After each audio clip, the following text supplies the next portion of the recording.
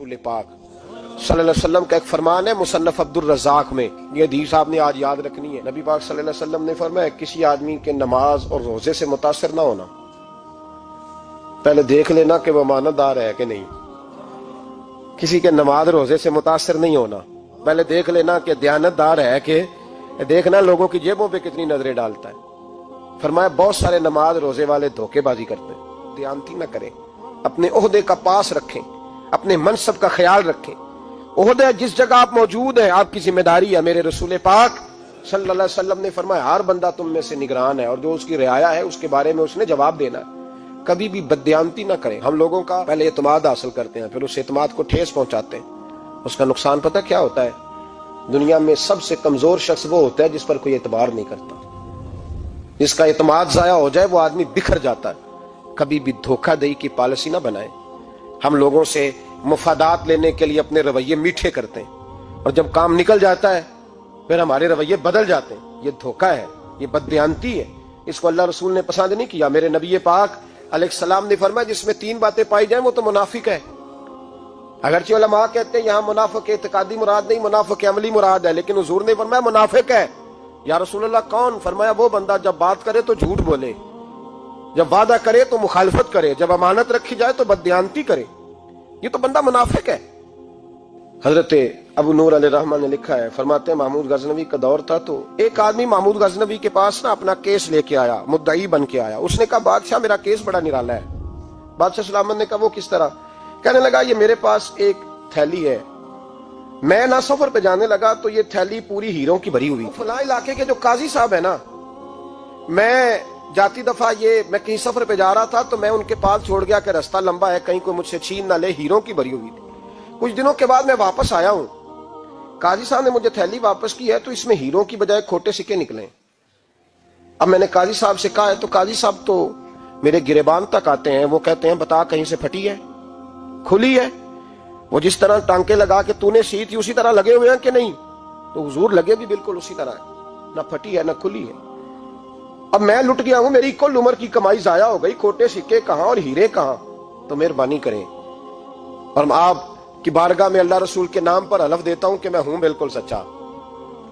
महमूद गजनवी कहने लगे तू जा, थैली छोड़ जा, और जब मैं तुझे बुलाऊंगा फिर दोबारा आना। वो शख्स चला गया। महमूद गजनवी उठे, दरबार बर्खास्त किया, लोगों से कहने लगे चले जाओ, मैं 3 दिन के लिए सैर करने जा रहा हूं, 3 दिन के बाद लौटूंगा। अकेले जब रह गए ना महमूद दरबार में तो महबूब ने छुरी मंगाई। वो जिस तख्त पे बैठते थे वहां गद्दा बिछा हुआ था, ये गद्दा पड़ा है ना, वो गद्दा बिछा हुआ। तो महमूद ने छुरी के साथ उसको फाड़ डाला और छुरी जेब में रखी निकल गए। कहने लगे मेरे बाद कोई मेरे दरबार वाले इहाते में दाखिल ना हो। महमूद चले गए। अब वो सफाई करने वाला जब आया ना, उसने आके देखा तो गद्दा तो फटा हुआ है। उसने शोर डाल दिया, पहरेदार भी आ गए, फलां साहब भी आ गए, फलां साहब। उसने कहा ओ खुदा के बंदो उसका गद्दा फट गया है, वो तो मार डालेगा। उसने कहा था सिवाय सफाई और निगरानी वाले के दूसरा आए कोई ना, और यहाँ आया भी कोई नहीं। पहले दिन ही फटा हुआ है तो लटका देगा सबको, क्या करें? शोर हो गया, सारे दरबार के मुलाजिमीन इकट्ठे हो गए। एक बंदा बोला, कहने लगा फिक्र ना करो, मैं कैसे बंदे को जानता हूं, इस तरह सिएगा कि जिसने फाड़ा होगा उसे भी पता नहीं चलेगा कहां से फटा था। ऐसा बेहतरीन रफू करेगा कि पता भी। उसने कहा यार हम सारे 1-1 महीने की तनख्वाह देते हैं, तू बंदा बुला। वो बुला लिया उसको, उसका नाम मोहम्मद रफूगर था। वो आया, उसको गद्दा दिखाया, उसका यार इस तरह सीना पता ना चले। उसने कहा फिक्र ही ना करो, मैं बड़ा कारीगर हूं। बड़े बड़े कारीगर लोग नहीं हमारे मुल्क में पाए जाते, कोई निशान छोड़ते हैं पीछे। बड़े कारीगर का पैसे होने चाहिए, बड़े बड़े कारीगर बंदे। आप यकीन करें ऐसा ऐसा फलसफा।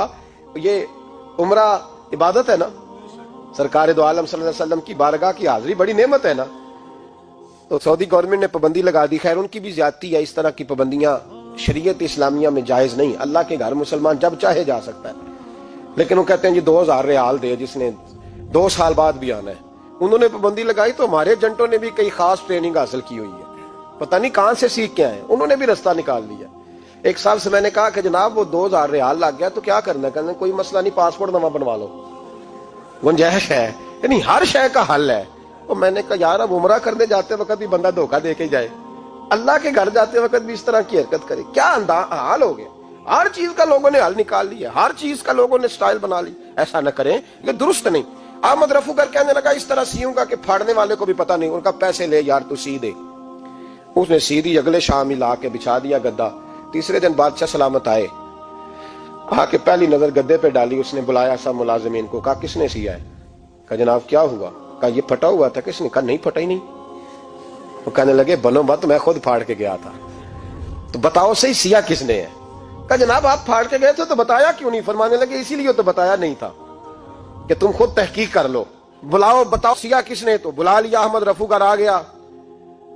उसको जब बुला के सामने बादशाह खड़ा किया, कहा भाई तूने सिया है? कहने लगा हुजूर आपके सारे मुलाजिम इकट्ठे होके आए थे, मेरी गलती कोई नहीं। कहा नहीं यार तू बड़ा कारीगर है, मैंने अपने हाथ से फाड़ा था पर मुझे भी नहीं पता चल रहा कहां से फटा था। अच्छा ये बता ये थैली जो है ये भी तूने सी थी?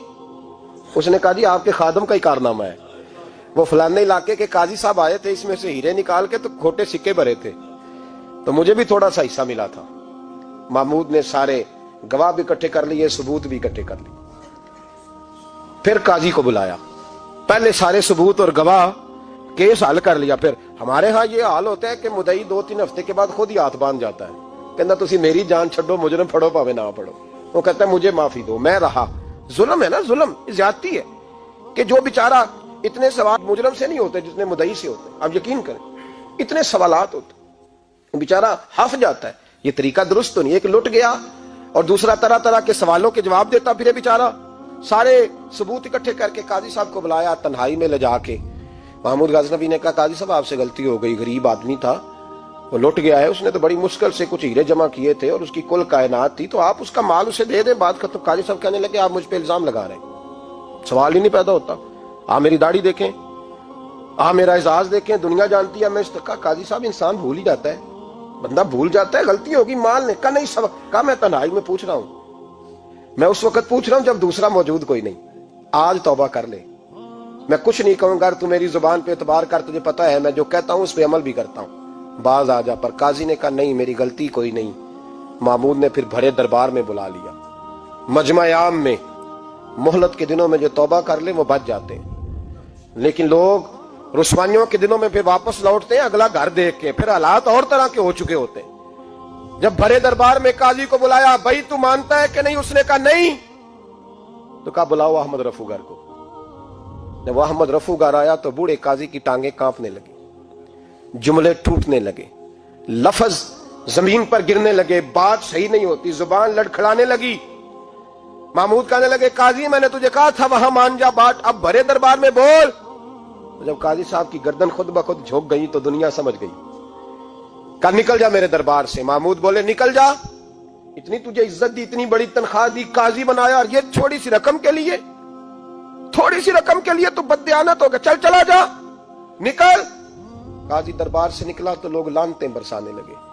कल जो दुकानें छोड़ के सलूट करने आते थे वो कहने लगे इसकी उम्र देखो, इसके काम देखो, देखो इसने क्या किया। घर गया, बच्चे जिनके लिए पाप कमाया था, जिन्ना ली तू पाप कमाए हुन किथे नहीं हो तेरे घर दे, वो बच्चे कहने लगे अब्बा जी हम तो स्कूल मदरसा जाने के काबिल नहीं रहे, उम्मीद थी कि बीवी साथ देगी।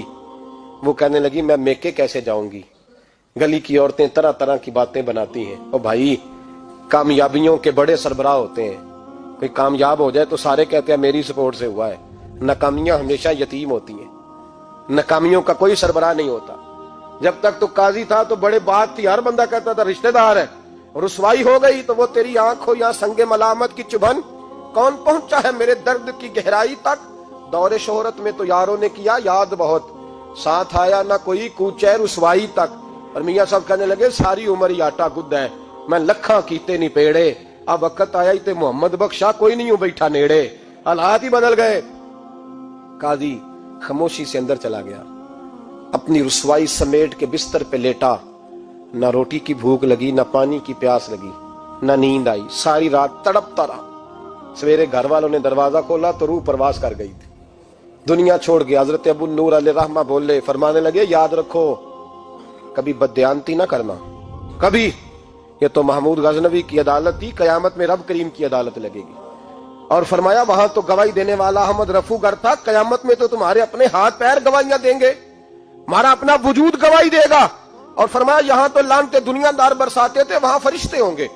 और काजी को तो मौत आ गई थी, कयामत में तो दोबारा मौत भी कोई नहीं आएगी, वहां तो रहना है और सहना है। बददियानती माशरे में, इतनी बददियानती हर जगह। उस उस मुआशरे का भी कुछ बनेगा जहां दवाई भी खालस ना मिले, जहां दवाई में भी बददियानती हो। लोग अपने बच्चे को ऑक्सफोर्ड यूनिवर्सिटी में पढ़ाने के लिए गरीबों के बच्चों के रगों में जो दवाई उतारे वो भी 2 नंबर। इतना बड़ा भी कोई बददियानत मुआशरा होता है कि लोग यहां तक धंधा करें, यहां तक कि लोग लोगों की जिंदगियों से खेल जाएं और हमें एहसास तक ना हो कि कोई मर जाएगा, कोई डूब जाएगा, क्या बनेगा। और जिसने वो अपनी रजिस्टर की दवाई की, उसने 2-4 लाख रुपया लिया और उसने ये नहीं सोचा कितने इंसान मेरी वजह से मरेंगे। कत्ल सिर्फ ये तो नहीं होता गोली मार के मार देना, लोगों की जिंदगियों से लोग खेल जाते हैं, लोग तबाही कर जाते हैं, लेकिन बददियानती से बाज नहीं आते। मेरे रसूल पाक अलैहिस्सलाम के गुलामों, नबी पाक सल्लल्लाहु अलैहि वसल्लम ने जरा सी बददियानती, और सहाबा का ये मिजाज था, इतनी सी भी कभी उनसे गलती होती तो तड़प